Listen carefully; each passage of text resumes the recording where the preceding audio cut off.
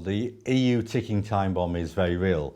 When the Prime Minister gave his speech on the UK's relationship with the EU in January, the general view was that he'd kicked the issue into touch well beyond the next election. Unfortunately, life's not that simple. The UK is changing and the EU is changing as well. And that means that the EU issue is going to become a very live issue well before the next general election. If we look at why that is, then there's two reasons. In the UK, obviously, we've had recent elections where UKIP did very well, and that changes the political dynamic. And now there are calls for a referendum or legislation on a referendum before the general election.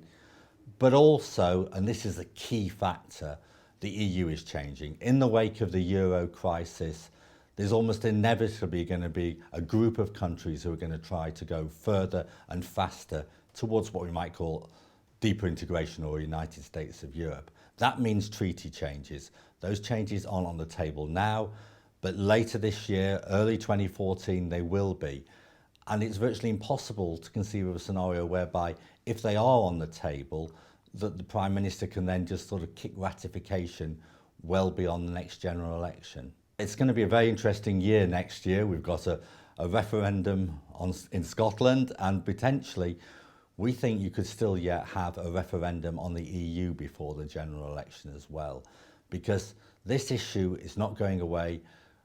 The tensions between the UK and the EU are likely to intensify as a group of countries wants to go further and faster with integration. And so really we're just going to have to sort the issue out once and for all. This has been really the political issue of recent decades in the UK, and it's finally coming to a head. Obviously, the IoD wants to know what its members think about the EU issue, and so we've asked them.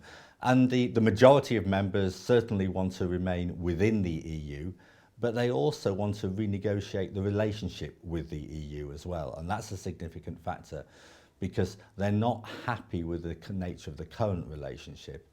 And quite how that unravels now, the government has got a major review of what they call EU competences. In other words, what should the UK be doing and what should the EU be doing? And these issues are going to become front central over the coming months and years. An issue which business thought they could ignore, they can no longer ignore.